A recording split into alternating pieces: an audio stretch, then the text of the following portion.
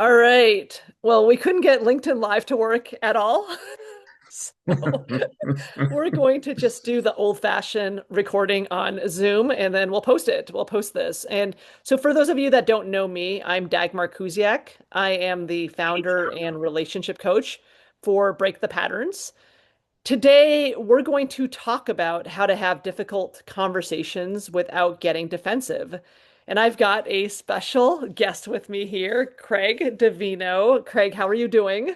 I'm doing great, Dagmar. How are you? I'm doing great considering LinkedIn not working. Still doing good. Still doing Yeah, good. it's okay. It's part of life. It's part of life. Yeah, it's This all is the good. cool thing about experimenting for the first time, you know? It rarely works and you just move on. You always pivot, right? Yes, yeah, always pivot, exactly. Well, I've got Craig Davino here. He is the creator, you're the creator of Rebuilding After Heartbreak, From Loss to Hope, helping men over 50 and above overcome heartbreak. And you're also one of my, I don't like the word client because it sounds so transactional, but you are in my group in the master class. So welcome. I'm glad you're here. Well, thank you. I really appreciate and I'm excited to be here. Me too. Me too. I'm super excited to be here as well. What I want to start with before I dive into questions to ask you, what I Yeah. want to start with is patterns. We're going to look at some of the old patterns. And for those of you that don't know what a pattern Mm. is, well, you can see on my shirt, right? I've got patterns here. They're just repetitive designs.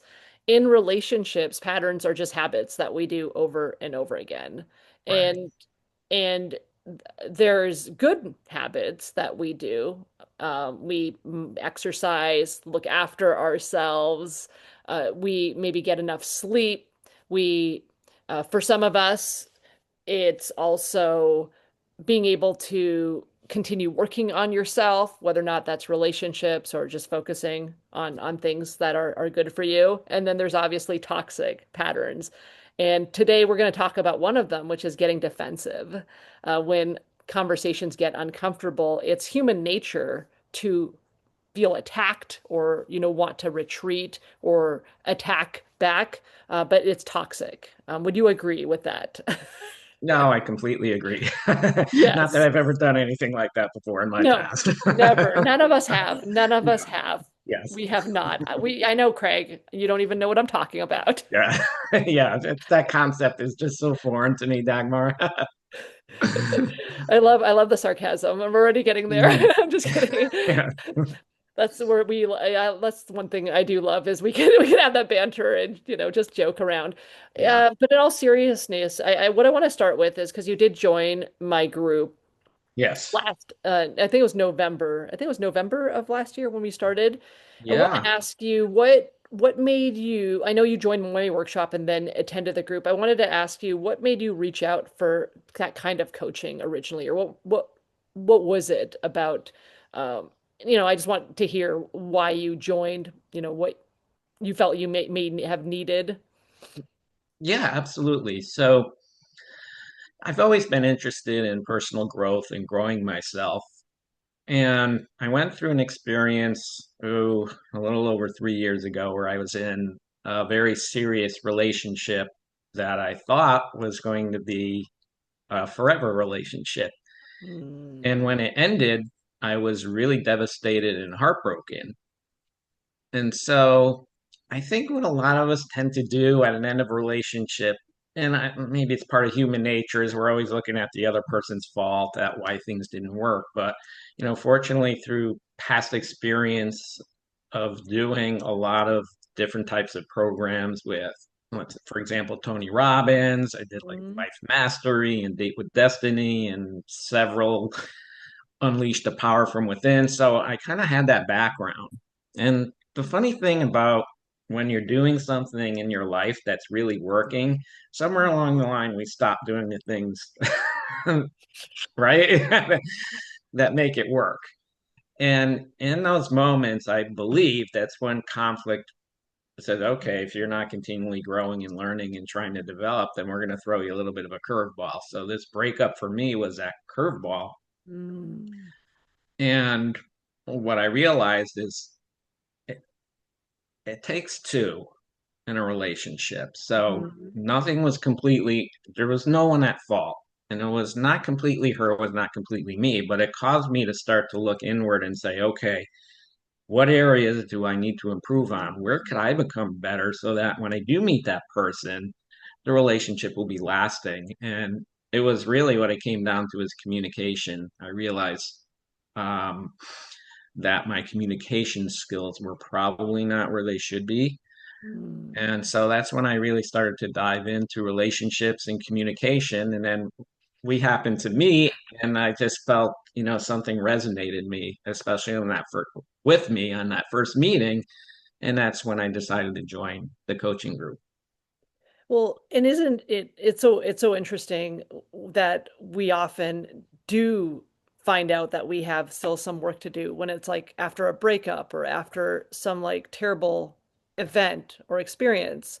Yeah. And in your case, it was the relationship itself. And Yes. kudos to you, because for everybody that's listening to this and might be a little hesitant or, oh, I want to work on myself, but because we're not talking about spreadsheets here, we're talking about relationships, and Right. especially personal relationships can be very difficult, because you have your feelings. You don't have a project to talk about. You're Yes. right. You have just yourself, your bare self, and your Right. feelings, and you know what it is that you need in a relationship. Um, so since you realized, and after the relationship breakup, and I do appreciate you, Craig, for coming into my group. You're definitely, just it's great to have you there. Yeah. What? Well, I Yes. appreciate being in your group. I really enjoy it and Oh, really getting a lot out of it. So, I appreciate that. I yeah. do. I do. And I want people to know that like I learn too. I mean, as coaches, we learn too. I learn from you as much as you learn Yeah. from me. Um, What, before going to group or maybe after this relationship, you mentioned that there was some communication was something that you wanted to work on. Yes. What did you do before when things got uncomfortable in your relationship? Yeah, well, one of the things about our relationship is I was with a woman who had some very difficult past, so there were a lot of things that would trigger her, and I was always afraid to trigger that I Mm, was going to trigger her. So that caused me, in some sense, to try and appease her all the time. mm, So during those times where we would have really difficult I like to call them soul-sucking conversations where you just feel completely drained yeah. afterwards. I really did not communicate how I felt about that. Mm. I communicated in the thought process of what does she want to hear that would appease her. Yeah, well, Yeah. and that's also a part of human nature too. When we don't know about our behaviors, right? It's easy, like you said, because this is a person that has toxic behaviors. She also has a past. It sounds like you want the relationship to work. Yes. And what do? You look at her. And in our Right. coaching, we call that the conflicted peacemaker, right? That Yeah. appeaser. Because Yes. on one hand, we're saying what the person wants to hear. But then on the other hand, we're conflicted inside because we're not getting our needs met. And so, you know what I mean? There's that, right? Yeah. And also, I wasn't meeting her needs, her need to Yes, feel safe with me. And exactly. right, Yeah, she wasn't, yes, her needs weren't being met. And right. it's interesting that we think their needs are being met when we Yes. appease, but they're not. Yeah. I'm always reminded of something I heard. I did everything for her. Yeah, he did everything except meet her needs. That Right? should be there's probably memes on there. We should have a meme like that. Yeah. And where she's unhappy, you're unhappy. And yes, I did everything but meet her needs. Wait, but I Yeah. did everything for her. How's that Yeah. possible? Exactly. Yeah. And so you did bring up, how conflict felt like for you. It was mostly, okay, I'm trying to meet her needs, but I'm not meeting her needs, and putting your feelings aside as well. So do you think you were communicating well at the time? I kind of know the answer, but Mm. Well, at the time you think you are, because Yes. I mean, the one thing I was always a very good listener and I was always open and honest. However, if I'm not reciprocating, it's great to Yes. be a good listener. That's so important in communicating. But if you're not reciprocating, and I always remember she used to say, use your words, because I'd just be sitting there kind of staring and listening. Um, yeah, and the other thing is I would retreat and become defensive, because then all of a sudden the Mm. barrier comes up and I have to protect me. Yeah, so you would listen and then you would also become defensive, just to protect Or, yourself and yeah, it's more protective than protective. really Protective. defensive. Yes, yes, Yes. yes. Like the protector Yeah. comes in. Yeah. And you brought up a really interesting thing is because you were like, and this is all hindsight's always 2020. You brought Right. up that, hey, I was open and honest, but then looking back, if you're not meeting her needs, you're not speaking up, are you really that open and honest as you thought you were? Exactly. Right. Yes. And that's exactly the case. Because if you're not communicating your feelings, Yeah. and not only communicating your feelings, but if, someone's opening up to you and, she's looking, at least I feel, for support, and you're not Yes. providing that support. So I was not providing a safe space for her to feel safe in our relationship. It'd be nice That's if I knew all that then, but I didn't. Well, you do now. You do Yeah, now. And exactly. Yeah, yes, and it's like I said, it's always looking back, we can say, okay, you did the best you could with the tools you had, with what you had exactly. back Right, then. right, right. And so what would you say the biggest maybe aha moment or just something that you realized you kind of talked a little bit about it, but just I Yeah. want to be really direct about it is about your what did you realize about yourself during coaching or during group? There, there's a few things that I realize. One, sometimes I feel like we're really hard on ourselves, and we feel like, well, we're supposed to be natural communicators. And I think one of the biggest things I learned is, communication is like everything else. It's a skill that can be learned. And I feel like when you're in that group setting, and you're with like-minded people, people that have gone through similar type experiences, you realize you're not the only one. Mm. So that was a little bit of that aha moment for me is wow, I can learn, I can progress, I can become better. So you're feel because what you're saying, what I'm hearing you say is because we are the worst critics, and I can say that, and everyone listening to Mm, this yeah. can look at that too, and especially coming from perfectionism and having to be perfect and perform. Mm, What I'm hearing you say is now in this group, you have an opportunity to look at them as they're like me, and they are also going through things yeah. similar.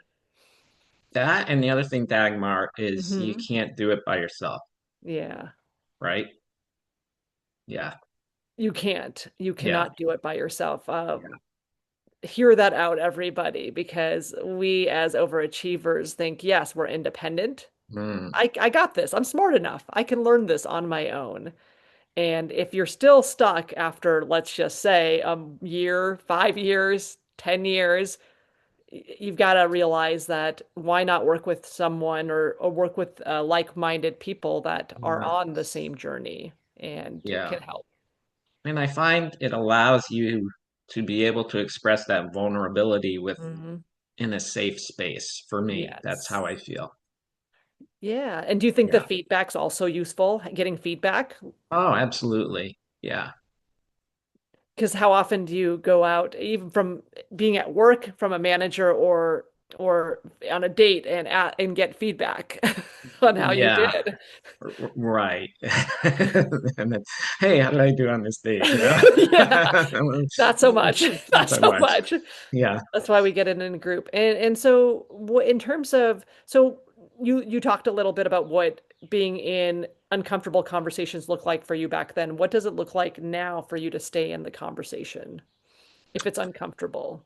Well, now, the thing about being uncomfortable is when you're uncomfortable for a long enough period, it becomes comfortable, right? Mm, So what I find is if you avoid, and I avoided conflict in Mm-hmm. uncomfortable situations. But Mm-hmm. what I found is if you keep avoiding conflict, you bring conflict into your life and it probably multiplies somewhat. So now it's like, again, it's that mindset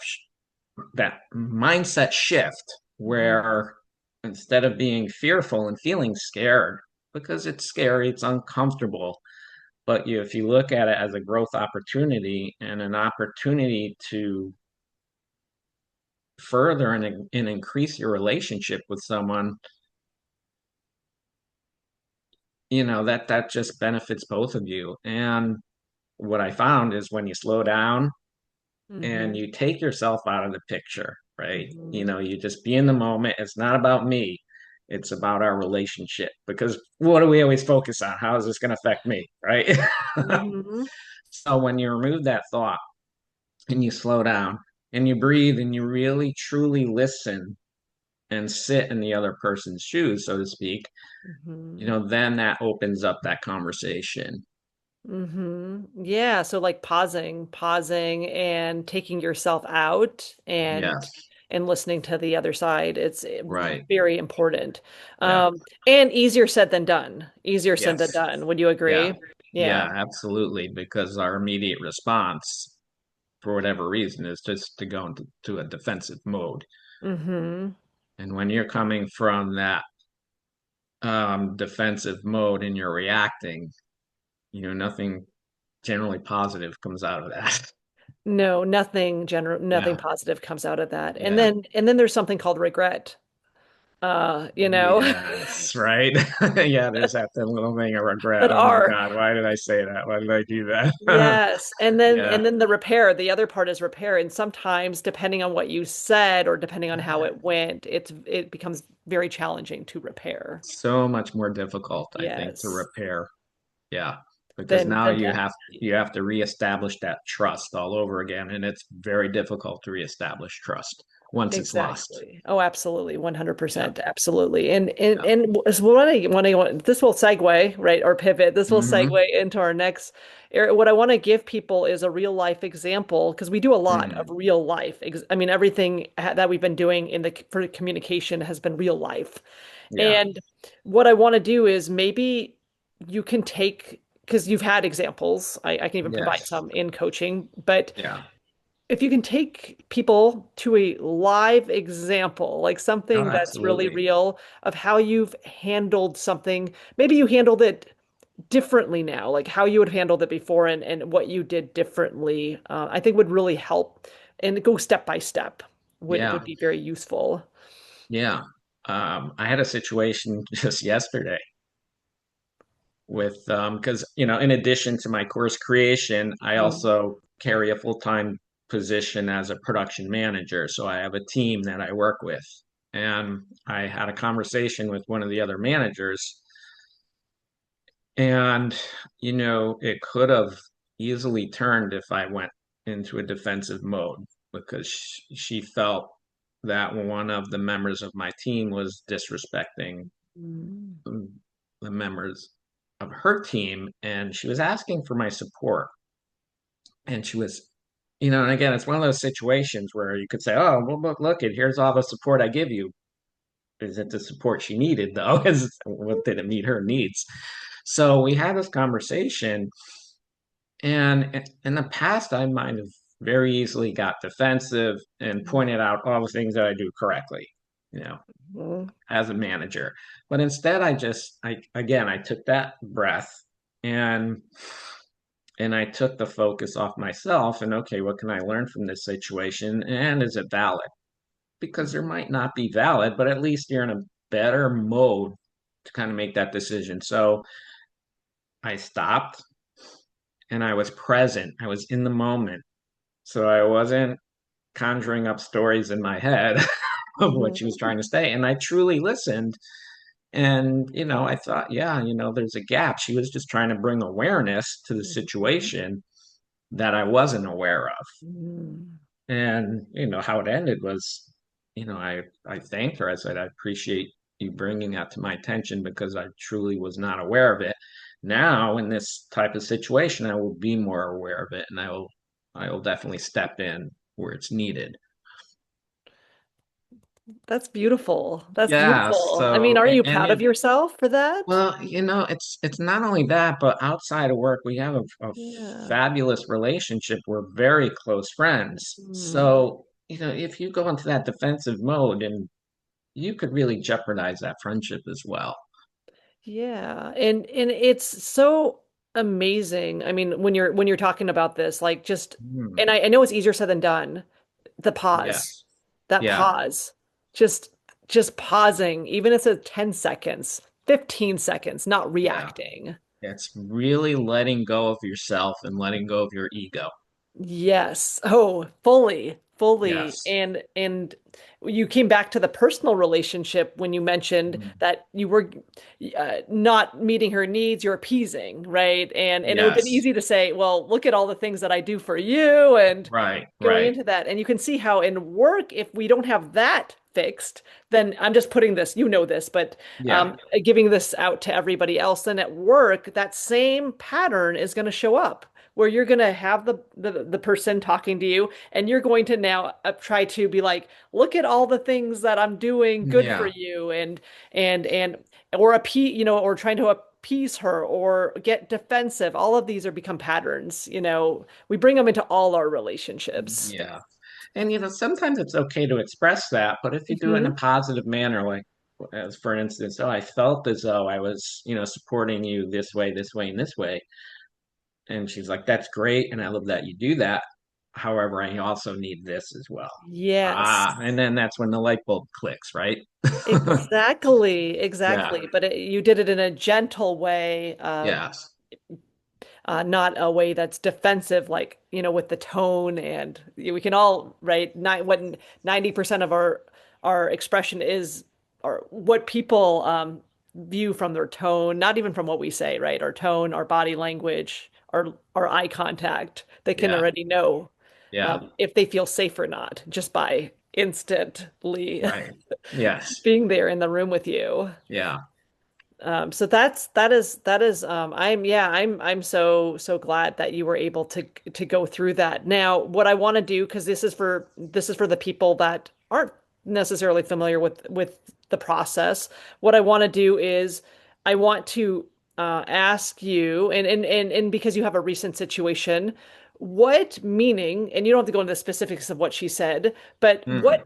type of meaning in the past, because when we get defensive, the reason we get defensive is because we're already putting a meaning into what somebody is saying, and we are taking it personally. Yeah. We're taking it as a Exactly. personal attack when that Exactly. meaning is not what they're saying at all. No. No. So how were you able to now distinguish or to walk into a different place where you didn't take that meaning and make it personal? Hmm. That's a great question. I feel as though a lot of it comes down to, we're always asking ourselves questions in our mind, right? And it's if you ask the right questions, you get the right answers. Yes, If you ask lousy questions, your brain's going to give you an answer, and it's not a good one.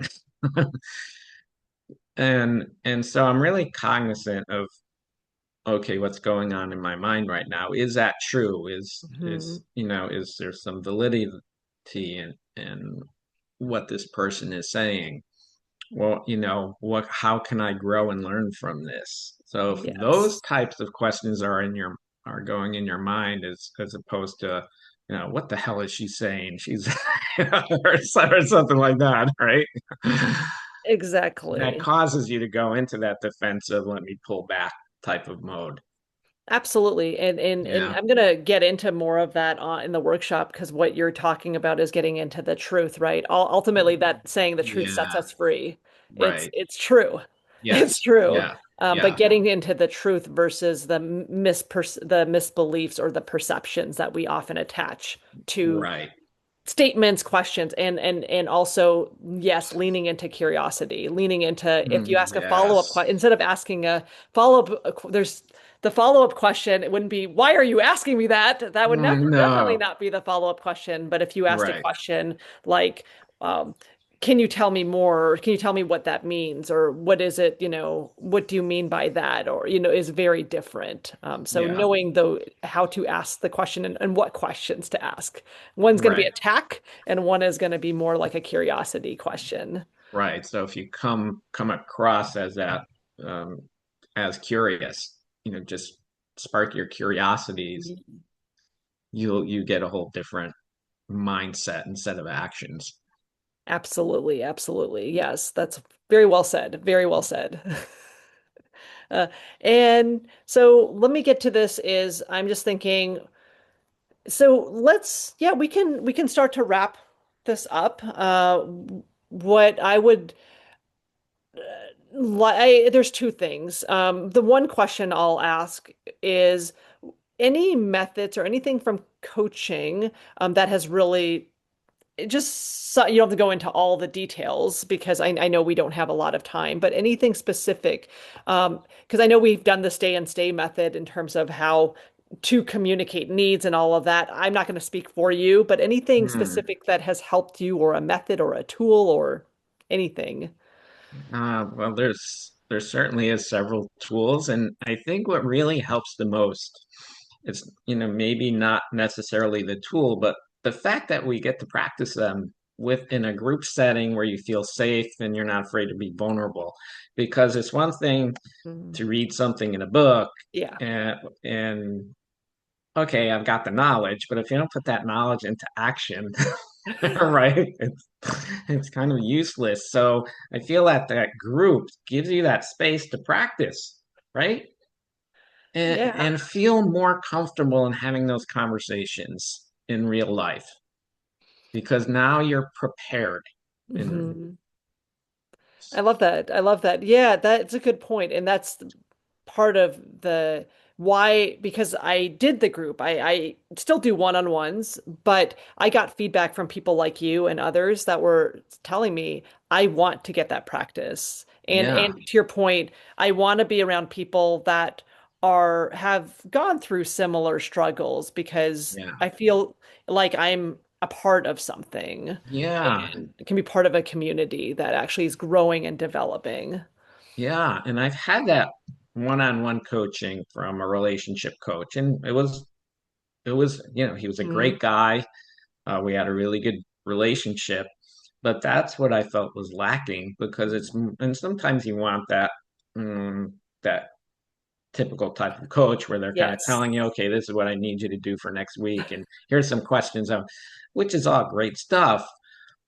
But I feel like having that group in that community is just for me, is far more effective again because you have that safe space to practice and you're not looking, sometimes you tend to look up at the coach as this all-knowing mentor, right?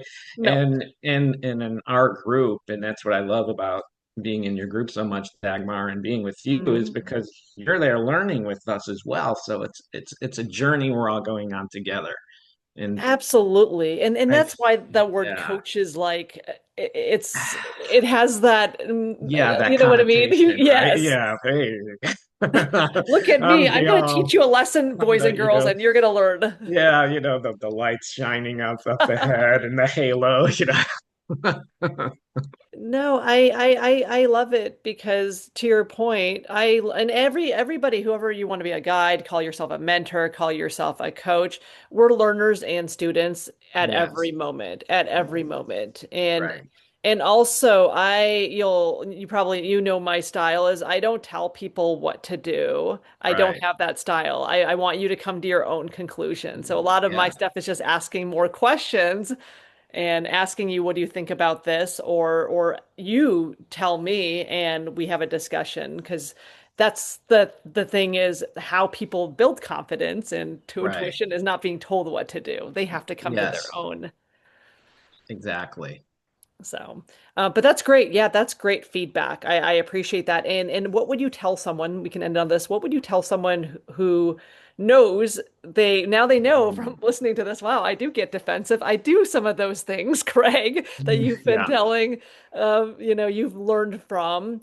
Uh, what would you tell them in terms of they want to stop repeating the same relationship patterns, but they don't yeah, know how or where to start? What would you tell them or advise yeah. them?